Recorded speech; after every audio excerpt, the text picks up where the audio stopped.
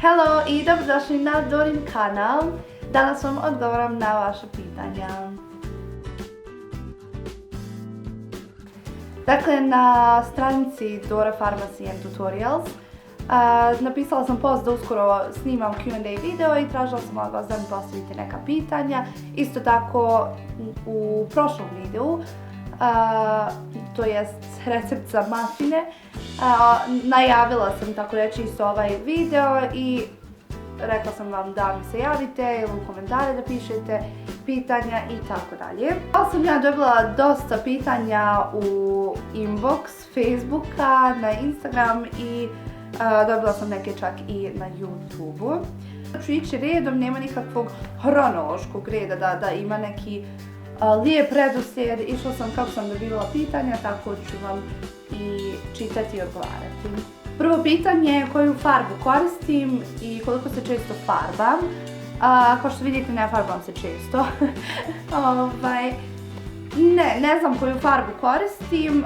Ja sam trenutno u Sarajevu i studiram u Sarajevu, inače sam iz Savskog Mosta i tamo imam svog frizera.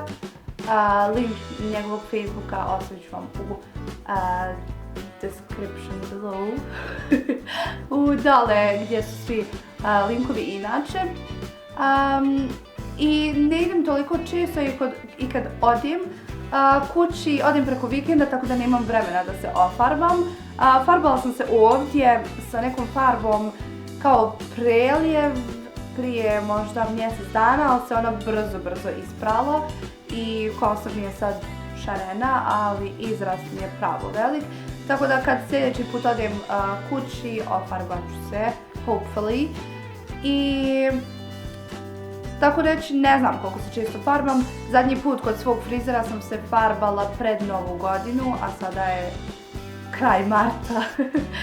I koju farbu koristim, stvarno ne znam koju farbu koristim jer frizer koristi neku svoju farbu,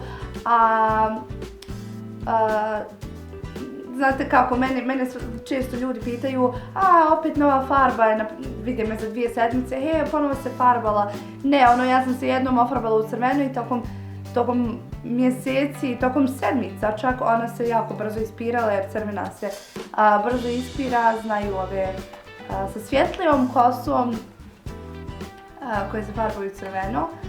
Ja nemam inače svjetlu kosu, moja kosa je tamna, ali sam imala ombre, tako da mi se ispira u ovu neku naranđastu boju, imam negdje žutih tonova, ali ovako kad uvijem ne vidi se, pa who cares. Kako pustiti dugu kosu? Pitanje koje često dobijem. Moja kosa jeste duga, ali nije toliko duga koliko ja želim.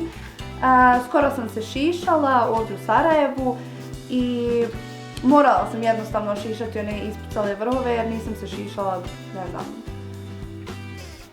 možda od novembra.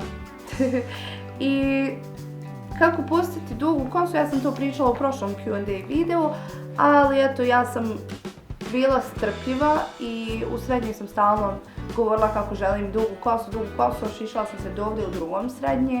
Glavno vam je zdrava ishrana, strpljenje i da njegujete svoju kosu i da ne koristite previše toplote i da vam kosa ne bi bila oštećena i ispucala. Sljedeće pitanje je vezano za Pharmacy, kako koristiti šampon od Luka.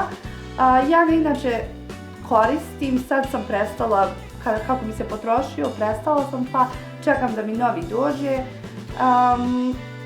Ja ga koristim prije ispiranja drugim šamponom. Pričala sam vam, u stvari možda sam čak na Facebook stranici sam napisala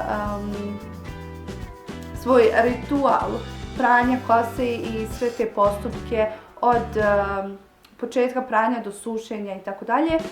Ali ja šampon od Luka koristim normalno, znači on ima pumpicu, oni mali nemaju pumpicu, ali stavite dovoljno i rasporedite ga po cijeloj kosi.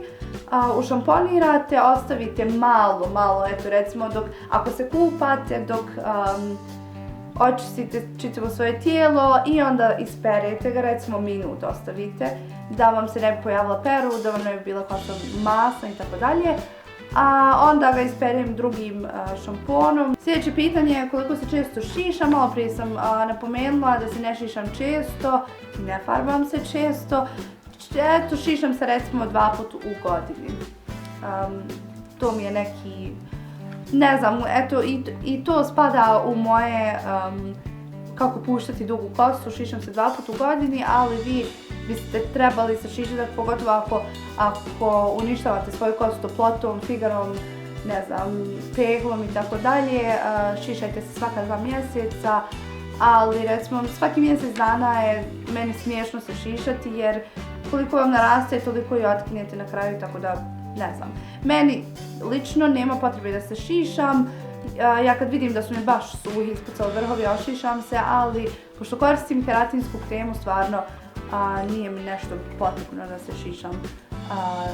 Više ja isto utiče na to što ne idem svom frizeru često, jer ne idem kući često, a ovdje sam eto jedno pronašla frizerku da mi onako radi kako ja želim. Odgovor na pitanje koliko često se ja šišam je 2 puta godišnje.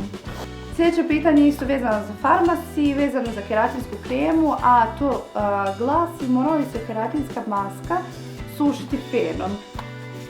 Znate što, napomenula sam u mnogim postovima i vjerovatno i u nekim videima, napomenula sam da se keratinska maska, u stvari da keratin bolje djeluje u dodiru s toplotom, tako da ja keratinsku masku s vremena na vrijeme sušim fenom. Ako mi se da čekati, ako mi se ne da, jednostavno stavim keratinsku kremu, zamotam u peškir ili praktikujem da motam kosu u pamučnu majicu i onda isperem nakon 10-15 minuta. Ako sušite fenom, onda možete isprati kad vam se tako reći osuši kosa. Sljedeće pitanje je kako održavaš boju. Trebala sam sastaviti ova pitanja, znam, ali nije mi se stvarno dalo. Ne znam kako održavam boju, ne održavam boju jer ne težim ka tome da održavam svoju boju, jer slatko mi je kad me neko nakon 2 sedmice pita se ponovo farbala, ja ono, nisam, nego mi se isprala boja. Doduše koristila sam Sajosov šampon za obojenu kosu, to je onaj crni sa crvenim slovima.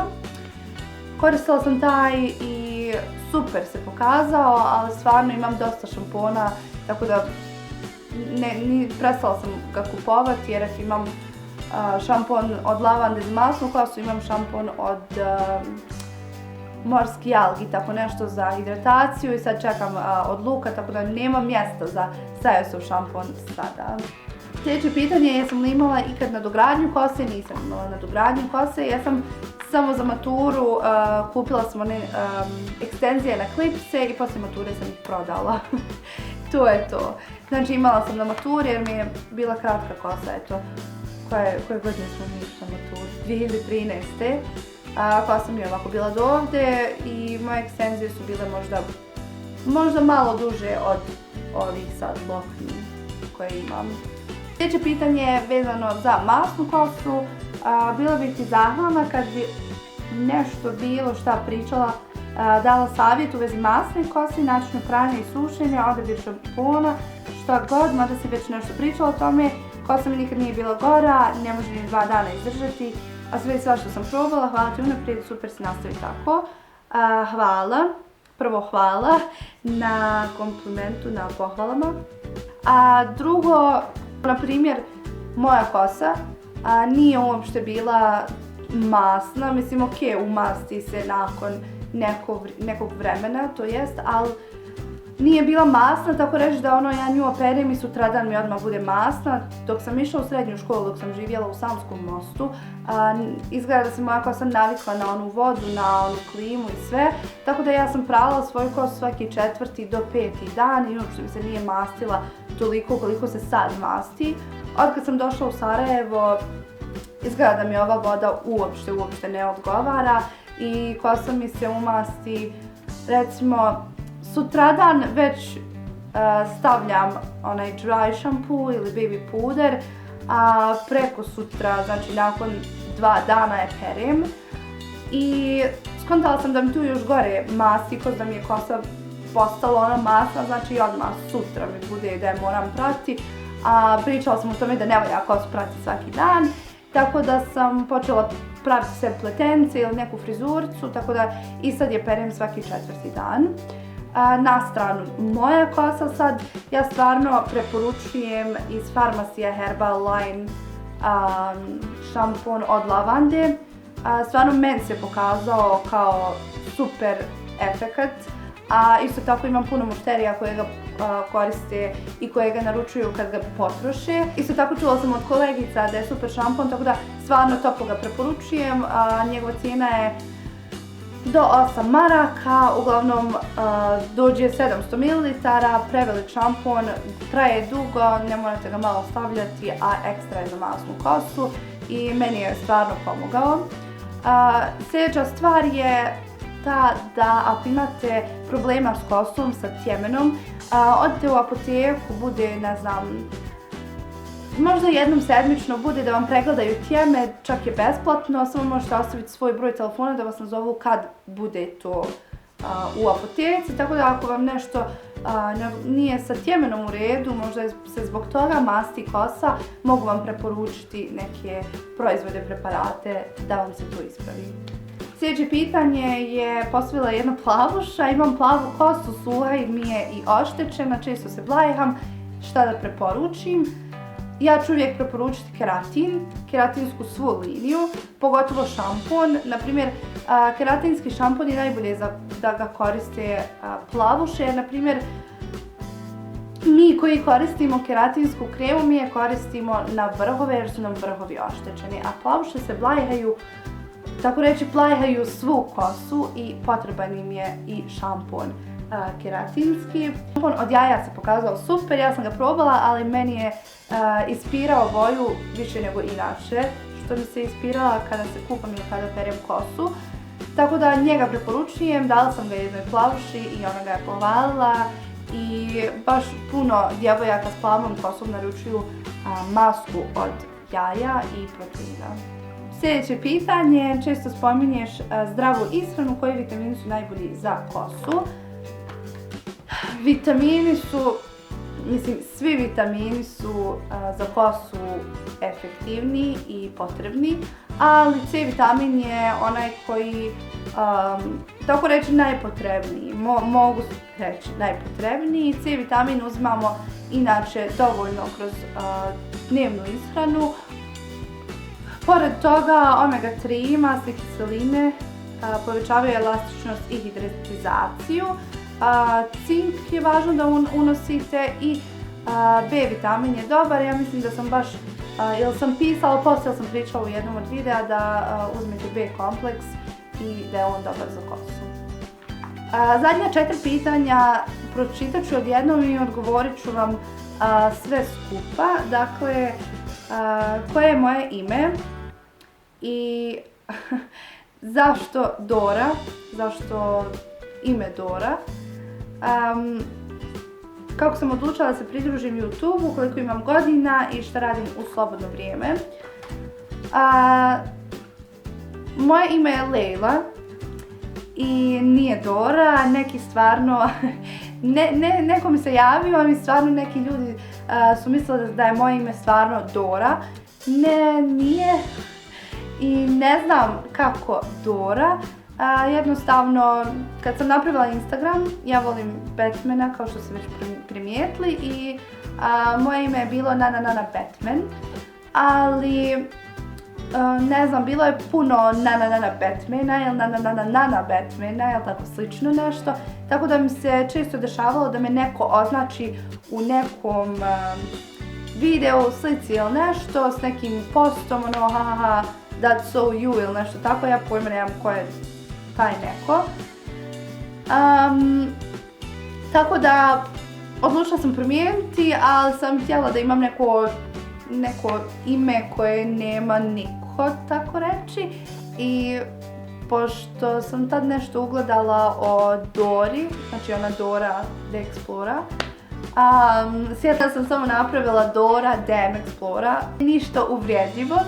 Tako da ljudi su me u Sanskom Mostu počeli već zvati Dora, tako da sam i Facebook profil napravila sa Leila Dora Pharmacy, YouTube kanal je Dora Tutorials, sada i stranica na Facebooku Dora Pharmacy Tutorials i tako je nastala Dora. Koliko imam godina? 21 napunila početkom marta. Kako sam odlučila da se pridružim YouTube-u, ovako sestra mi je rekla da počnem pisati blog. Ja sam počela to pisati u martu prošle godine, ali jednostavno nisam imala vremena da pišem blog i da razmišljam šta ću napisati. A blog o kosi je malo teže pisati, lakše ga je puno ovako snimati, recimo i frizure i tako dalje, tako da sam odlučila ipak napraviti vlog i početi snimati videe i tako sam se pridružila YouTube-u, tako da hvala mojoj sestri što me potaknula da nešto učinim po tom pitanju. Šta radim u slobodno vrijeme? Voljela bi da više čitam.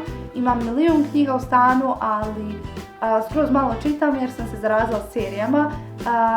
Kao što sam rekla, volim superheroje i sad stalno gledam serije o superherojima. Nabrojat ću neke. Green Arrow, The Flash, Legends of Tomorrow, Agent Carter. I to su samo 4 serije koje gledam, ali gledam isto tako, pratim i Pretty Little Liars, ne znam, Once Upon a Time, Quantico i Lucifera gledam i ima ih stvarno puno. Još nešto što radim u slobodno vrijeme je idem na kafu s prijateljima, idem kući, Savski most, i šetam ako je lijepo vrijeme, ako nije, uglavnom ostajem i gledam serije. Naravno snimam i editujem videe. Uglavnom, to bi bilo to. Hvala vam na svim pitanjima i komentarima i lajkovima i svemu ostalom. Ako želite da me još nešto pitate, slobodno me dodajte na sve social networks, a linkove imate dole ispod videa. Isto tako link od mog frizera će biti dole, a mi se vidimo u sljedećem videu.